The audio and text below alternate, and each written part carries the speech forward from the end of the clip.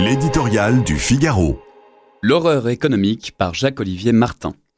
Retraite à 60 ans, confiscation des héritages, SMIC à 1 600 € net, blocage des prix, rétablissement de l'ISF plein pot, emploi aidé, alourdissement de l'impôt sur le revenu pour ceux qui le paient, fin des traités de libre-échange, mais quelle folie a gagné l'attelage du nouveau Front populaire.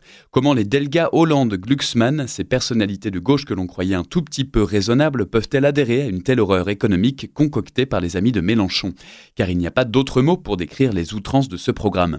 Partout, des dépenses pour soutenir le pouvoir d'achat, pour accroître les prestations sociales, pour augmenter les fonctionnaires. Dans un pays surendetté qui n'a plus un sou en caisse depuis des années, une folie. Que proposent les nouveaux amis de gauche pour les financer ? Une cascade d'impôts dans une France déjà championne mondiale des prélèvements. Et comme si ça ne suffisait pas, les alliés de circonstance promettent aussi de moins travailler. Retraite à 60 ans, retour aux 35 heures, puis 32 heures, alors que l'on n'a pas trouvé mieux que le travail pour créer de la richesse et des emplois. Fini aussi la politique de l'offre, seule stratégie pourtant envisageable pour défendre une industrie dans une économie mondialisée. C'est 1981, puissance 10, a déclaré Bruno Le Maire, certes un peu mal placé pour donner des leçons, mais qui n'a pas tort.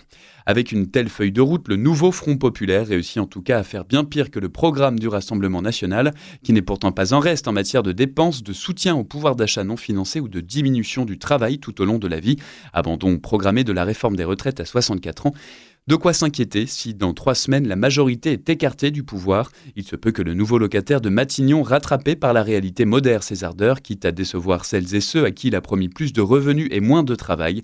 En revanche, s'il persiste, on voit mal comment la France pourrait échapper à une crise financière majeure qui n'épargnera personne et surtout pas les actifs les plus vulnérables, les retraités et les épargnants.